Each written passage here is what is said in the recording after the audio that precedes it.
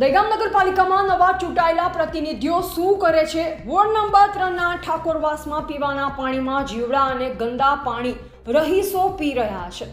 ગાંધીનગર જિલ્લાના દહેગામ નગરપાલિકા વિસ્તારમાં નવા ચૂંટાયેલા પ્રમુખ અને તેમની બોડી ચૂંટાયા પછી શું કરી રહી છે તેવી નગરમાં ચર્ચાનો વિષય બન્યો છે.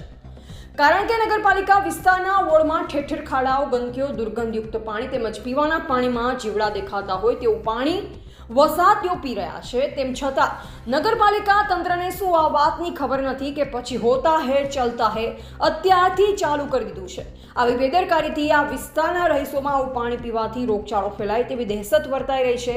તો આ બાબતે નગરપાલિકા જાગૃત બની આમ જનતાની સેવા કરે. રિપોર્ટર અગરસિંહ ચૌહાણ, હરસોલી, દહેગામ, ગાંધીનગર.